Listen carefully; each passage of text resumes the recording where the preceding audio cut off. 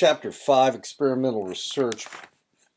But before we do that, I need to talk about your research proposals.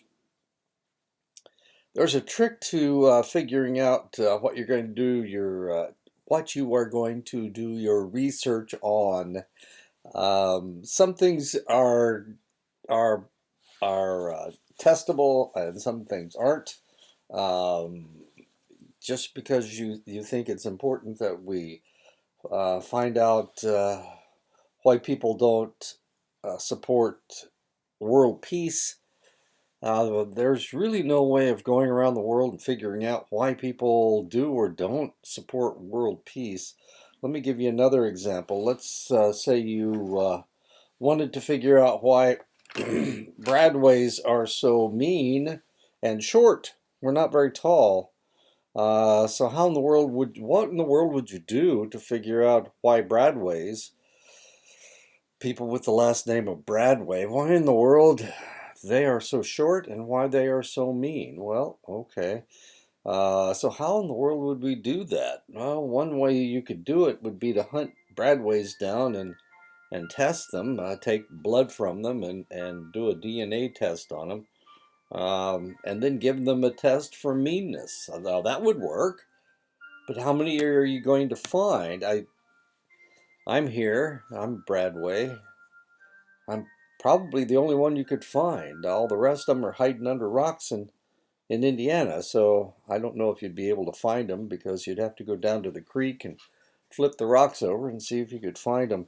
Anyway, okay, so the idea is that you need to find something that you can write a proposal about. It's something that is testable. That's the trick. It has to be testable. Okay, so let me give you an example. The last time I taught this class, I think it was last summer that I taught this class. I came up with a research proposal dealing with my hypothesis was that people uh, have very little knowledge about the Navajo Nation. So one of the things that I decided to do was to do research looking um, at the Navajo Nation, and the hypothesis was the general public will know at least 5 out of 10 general knowledge questions about the Navajo Nation. The unit of observation was general knowledge questions about the Navajo Nation. My null hypothesis, of course, was that the general public will know fewer than 5 general knowledge questions about the Navajo Nation. Um, oh, I don't have the test. Anyway, so that was it, and actually you could do this because so who would you test? You could test anybody. You could test anybody off the Navajo Nation. That was the idea. People off the Navajo Nation, people who weren't Navajo, of course, would not have would have not a whole lot of knowledge about the Navajo Nation. And one of the questions, of course, was what does name Dene mean? That was one of the questions. Anyway, okay, so that's the way it's got to be testable. That's the trick. Is you got to figure out how in the world are you going to test this thing. Um, I keep talking about the lady that came up with the research proposal about the potholes in Chin Lee, and we figured out a way that we could do that we could actually do that. So if you can't find if you can't figure out any way that anybody can test your hypothesis, that if you can't do a survey or the people that you're looking for are hiding under rocks in Indiana down by the creek, then you're probably going to have a difficult time doing your research, even talking about your research, because I will, of course, tell you that you are going to have a difficult time finding enough people to do that. So the trick is that when you're thinking about your research, um, then you need to come up with a way to actually test your hypothesis. So let's talk about experimental research, chapter 5. Let's go ahead and get into that and see how we do. Okay, maybe. There we go. Okay. Chapter 5, experimental research. And of course, that's a robot that's supposed to look like a human. An experiment is a type of study designed specifically to answer the question of whether there is a causal relationship between two variables. You pour those two things together and you get a giant snake flying out. I guess there's three things there because he's got something at the bottom. In other words, whether changes in one variable, referred to as the independent variable, cause a change in another variable, which is referred to as the dependent variable. Experiments have two fundamental features. Researchers manipulate or systematically vary the level of the independent variable. The different levels of the independent variable are called conditions. The researcher exerts control over or minimizes the variability in variables other than the independent and dependent variable. These other variables are called extraneous variables. Okay. Oh, that's kind of cool. Anyway, we're going to do this again on the next page, I think. To manipulate an independent variable means to change its level systematically so that the different groups of participants are exposed to different levels of that variable, or the same group of participants is exposed to different levels at different times. The different levels of the independent variable are referred to as conditions, and researchers often give the conditions short descriptive names to make it easy to talk and write about them. Wow, that's James Corden. The manipulation of an independent variable must involve the active intervention of the researcher. Comparing groups of people who differ on the independent variable before the study begins is not the same as manipulating that variable.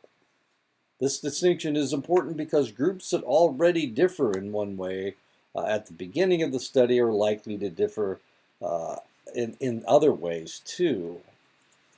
Thus, the active manipulation of the independent variable is crucial for eliminating potential alternative explanations for the results. There are many situations in which the independent variable cannot be manipulated for practical or ethical reasons, and therefore an experiment is not possible.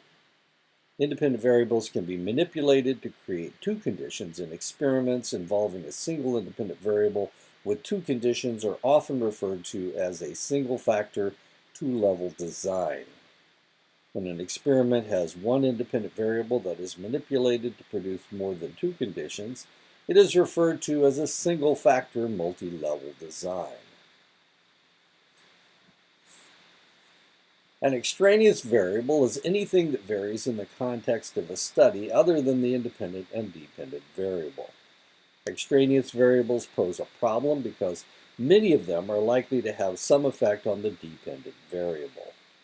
When I did my own research for my dissertation, of course, I've talked about it before, I was looking for resilience.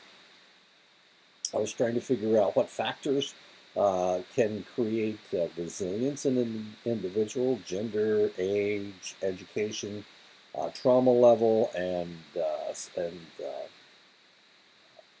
cultural awareness. The extraneous variables, there was one that was mentioned almost right away by a colleague, and he said, well, why don't you measure spirituality? And I've talked about this before. The reason I didn't want to get into spirituality is because it was so controversial on that reservation that I was dealing with, because of there was an evangelical group called the Log Church, and I think they're fairly national. Anyway, they were there. The Catholic Church had been on the reservation for over 100 years, so they were there. and then, of course, the people that were more traditional. Now, the Catholic Church had figured out a way to allow people to be traditional and Catholic at the same time, but the Log Church had rejected that idea, and so spirituality was really a controversial topic, especially with the evangelicals on the reservation.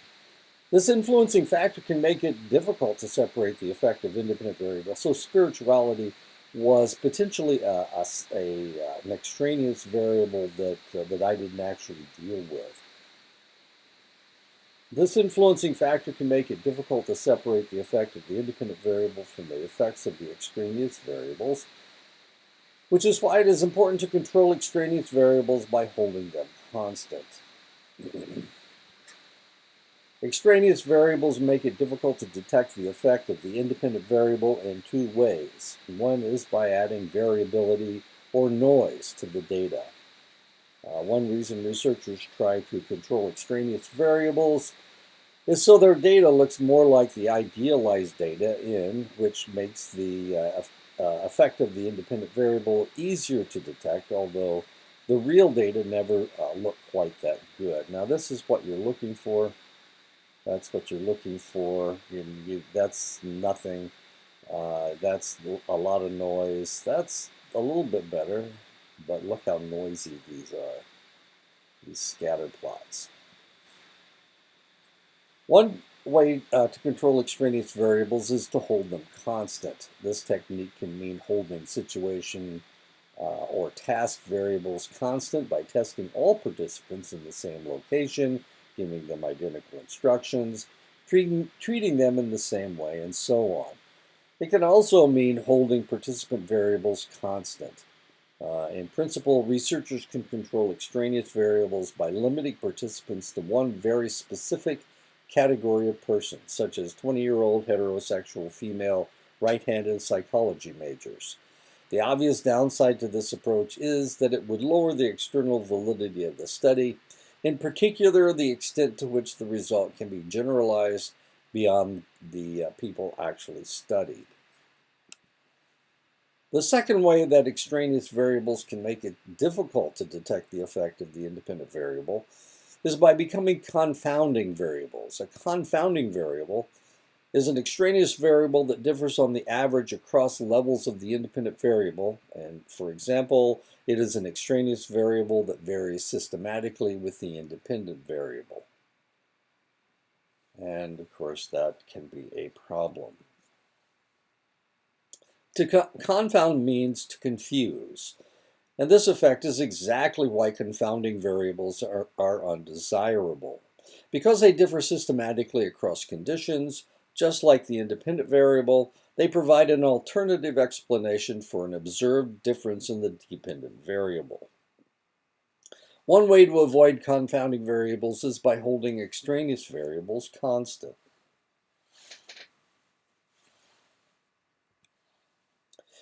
In psychological research, a treatment is an intervention meant to change people's behavior for the better.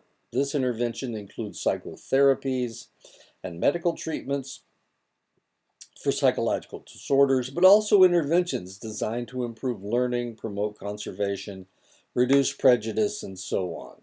To determine whether a treatment works, participants are randomly assigned to either a treatment condition in which they receive the treatment or a control condition in which they do not receive the treatment. If participants in the treatment condition end up better off than participants in the control condition, then the researcher can conclude that the treatment works. In research on the effectiveness of psychotherapies and medical treatments, this type of experiment is often called a randomized clinical trial. There are different types of control conditions. In a no treatment control condition, participants receive no treatment whatsoever. One problem with this approach, however, is the existence of the placebo effect. A placebo is a simulated treatment that lacks any active ingredients or element that should make it effective, and a placebo effect is a positive effect of such a treatment. Many folk remedies that seem to work are probably nothing more than placebos. Although placebo effects are not well understood, they are probably driven primarily by people's expectations that they will improve.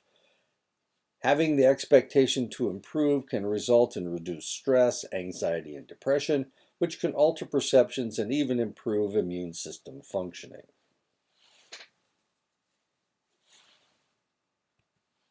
One solution to the placebo effect is to include a placebo control condition, in which participants receive a placebo that looks much like the treatment but lacks the active ingredient or element thought to be responsible for the treatment's effectiveness.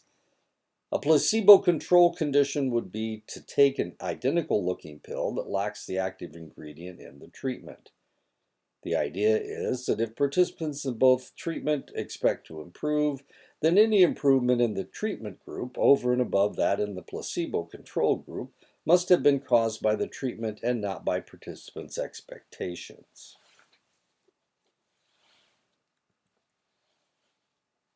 In a between subjects experiment, each participant is tested in only one condition. It is essential in a between subjects experiment that the researcher assigns participants to conditions so that the different groups are, on average, highly similar to each other. Those in a trauma condition and a neutral condition, for example, should include a similar proportion of men and women, and they should have similar average IQs, similar average levels of motivation, similar average numbers of health problems, and so on. This matching is a matter of controlling these extraneous participant variables across conditions so that they do not become confounding variables. A primary way of controlling extraneous variables across conditions is called random assignments, which means using a random process to decide which participants are tested in which conditions. Random sampling is a method for selecting a sample from a population, and it is rarely used in psychological research. Random assignment is a method for assigning participants in a sample to the different conditions, and it is an important element of all experimental research in psychology and other fields too.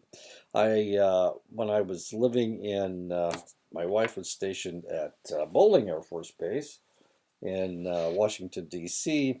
I was working at a pediatrics clinic in Vienna, Virginia, which is right outside of Washington, D.C. Anyway, I was working for a doctor who did antibiotic research, and he was researching otitis media, uh, otitis media infections, and so he was treating his patients. Some of his patients he was treating with an antibiotic, and other individuals he was treating with a placebo. And it was really kind of interesting because it was a blind study. It was a double-blind study. He had no idea whether they were actually taking the antibiotic. He had no idea, and neither did they. So it was really kind of interesting doing the research because he was looking for a specific antibiotic that worked on select individuals, and we had a lot that winter for one reason or another. Anyway, he treated the kids for free, the kids with otitis media, inner ear infections. Anyway, so that's what we did. We did random assignment for those kids. I didn't have anything to do with that. All I did was, what did I do? I was working in the laboratory, so I was doing the bacterial studies to identify the type of bacteria that we were dealing with. He was an expert in puncturing the eardrum and drawing out pus from the middle ear. Anyway, That was kind of interesting.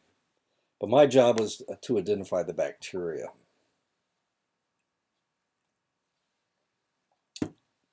which I did.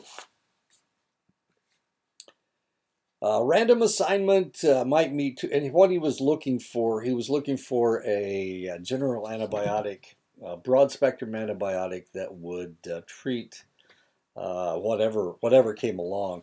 Most otitis media is caused by a gram-positive cocci, strep pneumoniae is one of them. You also strep aureus. Well, not really strep aureus. Anyway, and normally it's caused by a gram-positive bacteria. Pneumonia is big, not usually caused by a virus because the area is too large. So it's usually caused by a bacteria. Anyway, he did a lot of research. He had a lot of kids. He had a lot of kids coming in, but the whole point was that he had to be able to draw pus out in order to determine what the bacteria was. And he put them on antibiotics, and usually everybody healed, everybody got better, but the kids that were on select antibiotics healed faster or got better faster. As it turns out, the eardrum, as long as you puncture a hole in it that is uniform, then it will heal. It will fill back up. What you don't want is for that pus to build up so much that it bursts the eardrum. Then it tears the eardrum, and you can't get it to heal back together. But if you make a hole in it and draw the pus out, if you make a round hole in it and draw the pus out, then it will be able to close itself back up. You don't want a jagged hole because jagged holes don't open up or don't seal up properly. But if you make a clean hole in it, then they will. It makes my ear hurt just thinking about it. You can get them to close up. Anyway, okay, random assignment should meet two criteria. Each participant has an equal chance of being assigned to each condition. For example, a 50% chance of being assigned to each of the two conditions. In this case, he was either giving a placebo, or he was giving them an antibiotic. As it turned out, if after a week that they didn't get any better, whether he had given them the placebo or the antibiotic, then he gave them an antibiotic that he knew would work. He treated everybody, and the ones that were in the study got free medical care plus something. They got $100 or something. It was really kind of interesting. And it was, of course, the parents that were the ones that were doing it. Not the kids were the ones that were suffering, but the parents were the ones getting the $100. It is standard practice to use a modified random assignment that keeps the number of participants in each group as similar as possible, and this is known as block randomization. Random assignment is not guaranteed to control all extraneous variables across conditions. The process is random, so it is always possible that just by chance, the participants in one condition might be vastly different from the participants in another condition. This possibility is not a major concern. Random assignment works better than one might expect, especially for large samples. And of course, that is the trick. It has to be a large enough sample. Inferential statistics that researchers use to decide whether a difference between groups reflects a difference in the population takes the fallibility of random assignment into account. Even if random assignment does result in a confounding variable and therefore produces misleading results, this confound is likely to be detected when the experiment is replicated. The upshot is that random assignment to conditions, although not infallible in terms of controlling extraneous variables, is always considered a strength of a research design. An alternative to simple random assignment or participants to conditions is the use of matched groups design. Using this design, participants in the various conditions are matched on the dependent variable or on some extraneous variables prior to the manipulation of the independent variable. This guarantees that these variables will not be confounded across experimental conditions. An example would be having the same number of males and females in each group, having the same age groups in the same in each group. You're matching them. Within subject's experiment, each participant is tested under all conditions. The primary advantage of this approach is that it provides maximum control of extraneous participant variables. Participants in all conditions have the same mean IQ, same socioeconomic status, same number of siblings, and so on, because they are the very same people. Within subjects' experiments also make it possible to use statistical procedures that remove the effect of these extraneous participant variables on the dependent variable and therefore make the data less noisy and the effect of the independent variable easier to detect. So if you do the same thing to all of your participants, then you get this really positive effect because everybody gets the same treatment.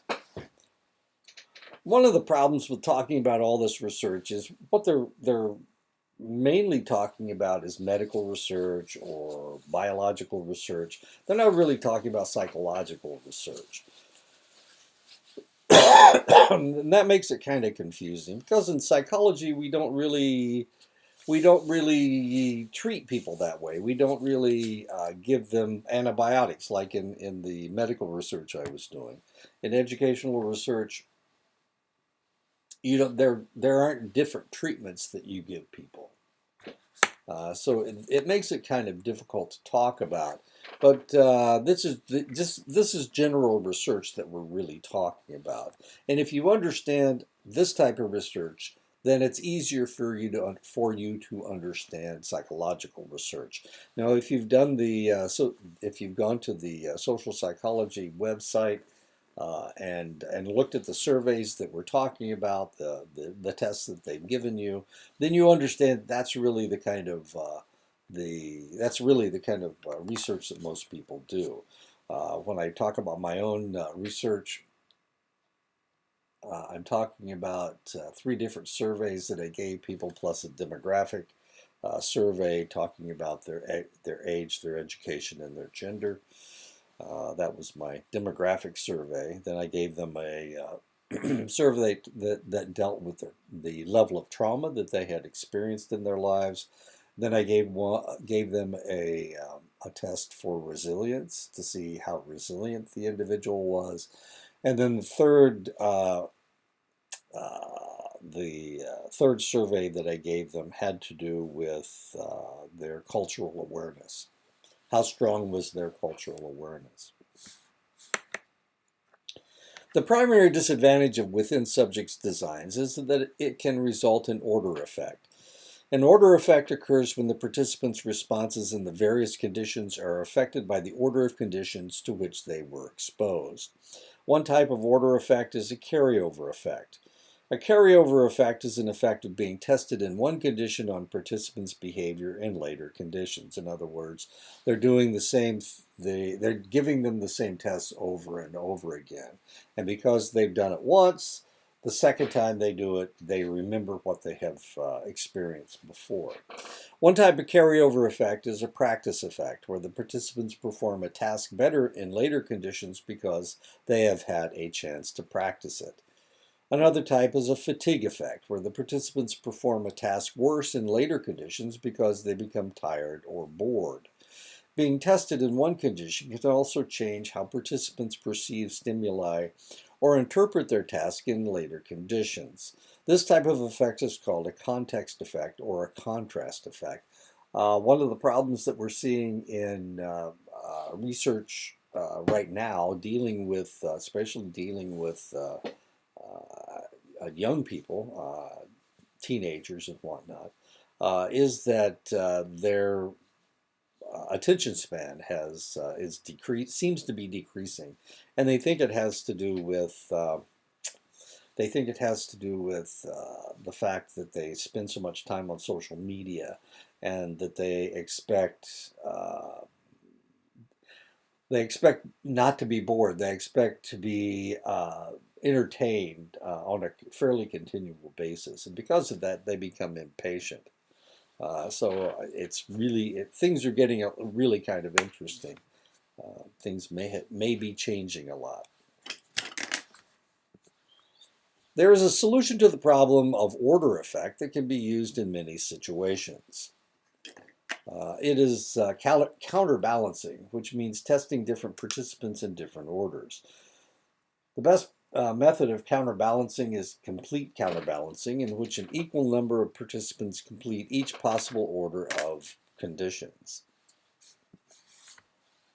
There are two ways to think about what counterbalancing accomplishes. It controls the order of conditions so that it is no longer a confounding variable.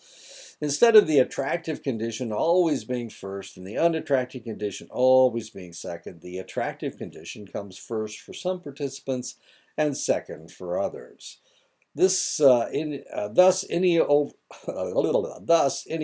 difference in the dependent variable between the two conditions cannot have been caused by the order of conditions. If there are carryover effects, it makes it possible to detect them. One can analyze the data separately for each order to see whether it has an effect. Between subjects, experiments have the advantage of being conceptually simpler and requiring less testing time per participant. They also avoid carryover effects without the need for counterbalancing. Within subjects, experiments have the advantage of controlling extraneous participant variables, which generally reduces noise in the data and makes it easier to detect any effect of the independent variable upon the dependent variable. Within subjects, experiments also require fewer participants than between subjects' experiments to detect an effect of the same size. Two variables being statistically related does not necessarily mean that one causes the other. In your psychology education, you have probably heard the term correlation does not imply causation. The purpose of an experiment is to show that two variables are statistically related, and to do so in a way that supports the conclusion that the independent variable caused any observed differences in the dependent variable. The logic is based on this assumption. If the researcher creates two or more highly similar conditions and then manipulates the independent variable to produce just one difference between them, then any later difference between the conditions must have been caused by the independent variable. But we can't say that. All we can say is there is a correlation between the two. An empirical study is said to be high in internal validity if the way it was conducted supports the conclusion that the independent variable caused any observed differences in the dependent variable.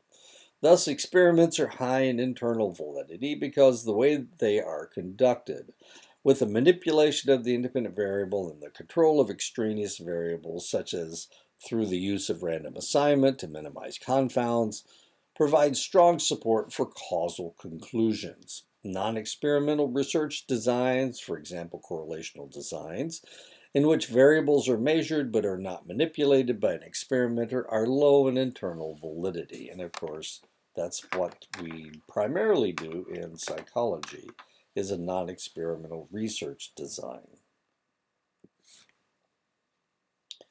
An empirical study is high in external validity if the way it was conducted supports generalizing the results to people and situations beyond those actually studied.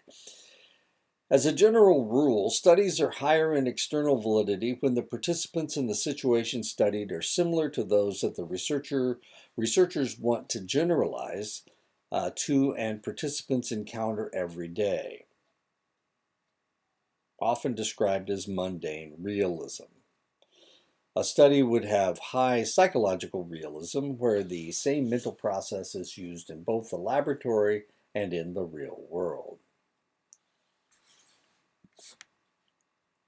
Mundane realism.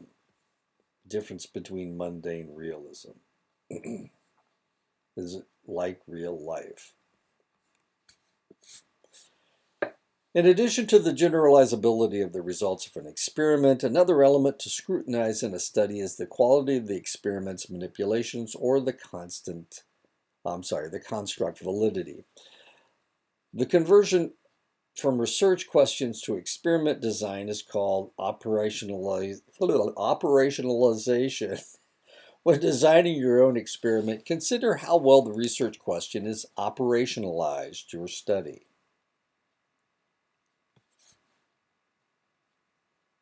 How to measure construct validity. Define the term you aim to measure. 2. Provide proof that your test determines what you want to measure. Number 3. Provide proof that your test relates to other similar tests. Statistical validity concerns the proper statistical treatment of data and the soundness of the researcher's statistical conclusions. There are many different types of inferential statistic tests, for example, the t-test, the ANOVA, the regression analysis, correlational coefficients. And statistical validity concerns the use of the proper type of test to analyze the data.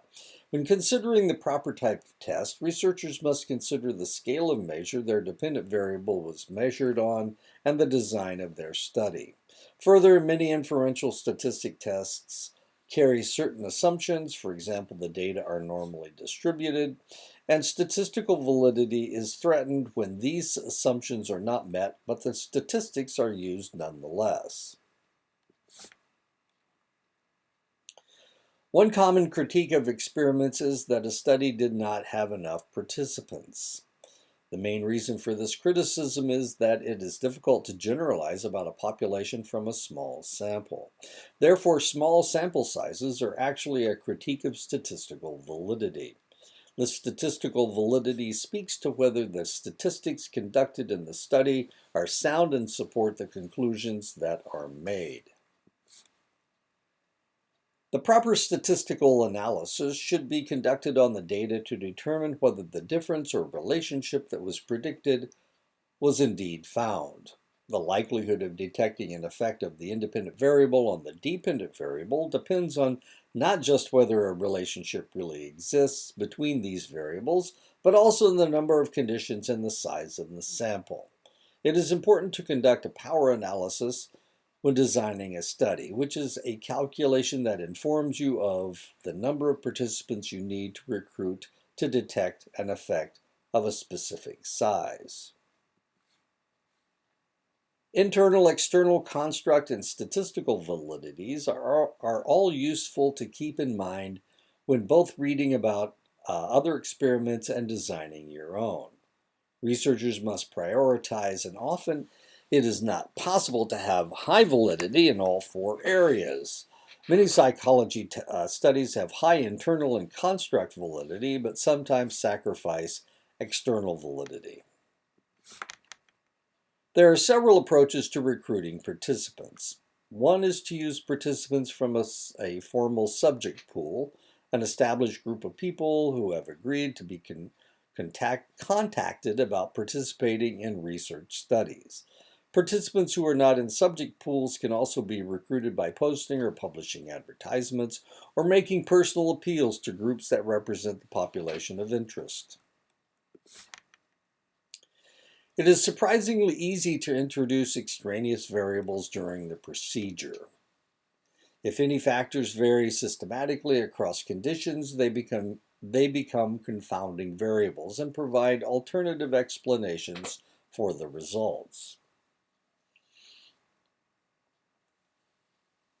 If participants in a treatment group are tested by a warm, friendly experimenter, and participants in a control group are tested by a cold and unfriendly one, then what appears to be an effect of the treatment might actually be an effect of the experimenter demeanor.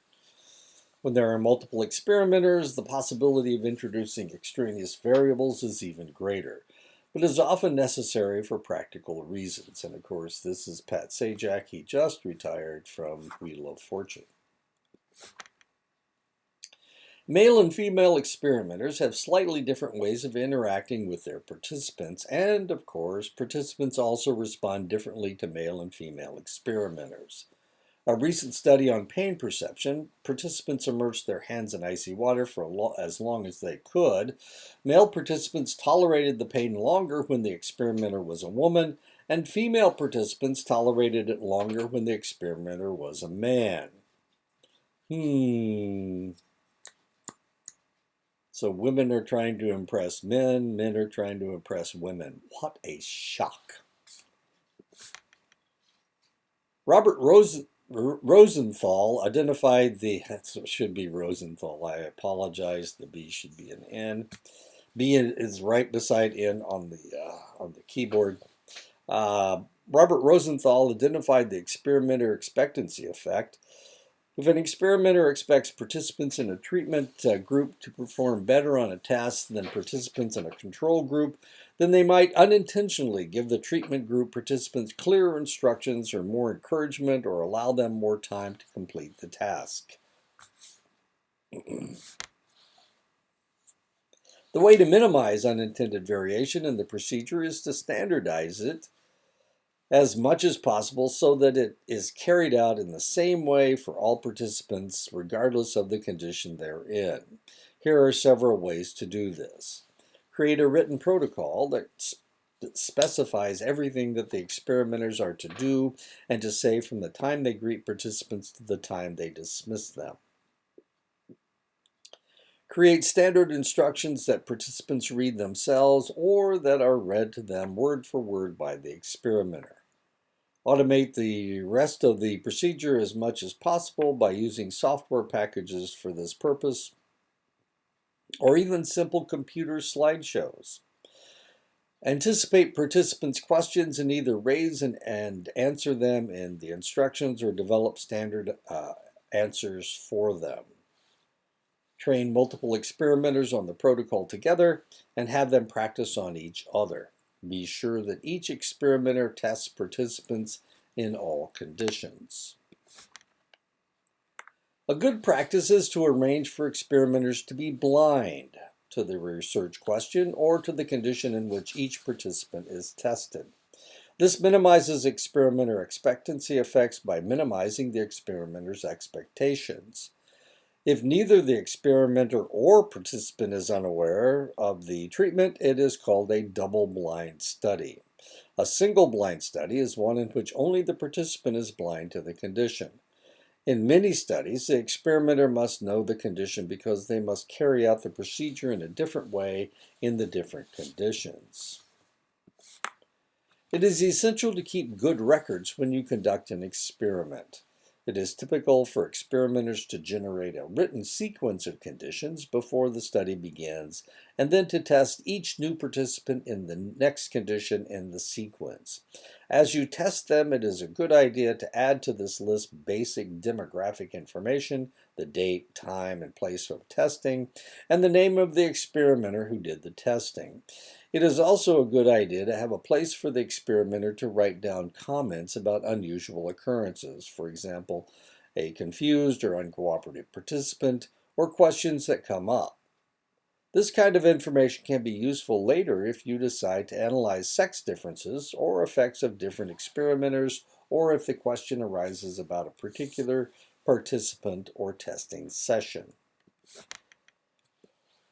Since participants' identities should be kept as confidential or anonymous as possible, their names and other identifying information should not be included with their data. In order to identify individual participants, it can, therefore, be useful to assign an identification number to each participant as you test them. Simply numbering them consecutively beginning with 1 is usually sufficient. This number can then also be written on any response sheets or questionnaires that participants generate, making it easier to keep them together. It is always a good idea to conduct a pilot test of your experiment. A pilot test is a small-scale study conducted to make sure that a new procedure works as planned. Excuse me.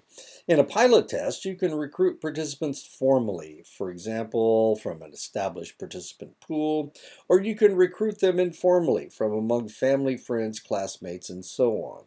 The number of participants can be small, but it should be enough to give you confidence that your procedure works as planned. There are several important questions that you can answer by conducting a pilot test. Do participants understand the instructions? What kind of misunderstandings do participants have? What kind of mistakes do they make? And what kind of questions do they ask? Do participants become bored or frustrated? Can participants guess the research question or hypothesis? Are there demand characteristics? How long does a procedure take? Are computer programs or other automated procedures working properly? Are data being recorded correctly?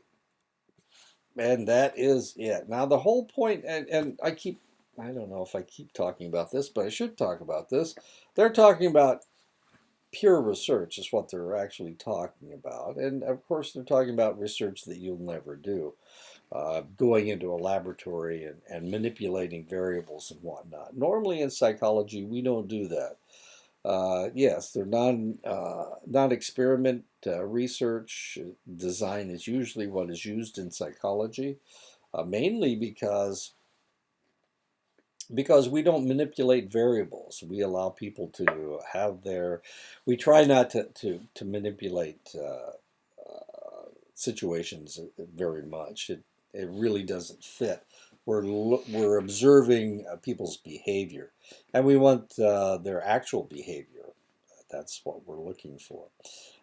So when we talk about the research methods, even in psychology, a lot of times we have to talk about things that you'll never see. If you do research for the rest of your life, you're never really going to manipulate a whole lot of variables out there. You're mostly going to be just observing people's behavior. Like I did with my experiment. I just asked them about their trauma, their level of awareness of culture, their age and education and gender, of course, and resilience level. And I think I've told you about the results of my research. There were only 2 variables that had any effect on, and actually one was a non-effect on the resilience of individuals around the world. If you look at all the people that have taken a resilience test, especially the resilience test that I was doing, then usually the more trauma they had, the lower their resilience. But with my population, the population I was dealing with the sample that I had, trauma had no effect on their resilience level, which went against everything else that people had seen. But as it turned out, indigenous people, and there had been two experiments earlier. Indigenous people level of trauma did not have an effect on those two either, which was kind of interesting. And the other had to do with the level of cultural awareness. The stronger their cultural awareness, the higher their resilience level. So there you go. So I'll talk to you again next week. I can't remember what next week is. Sure I can. It's this was chapter 5. Chapter 6, non-experimental research. So, is that right? Yeah. week 4, chapter 6, non-experimental research. So next week we'll be talking about what the type of research you probably will be doing if you do any psychological research. So there you go. Talk to you next week. Whoops.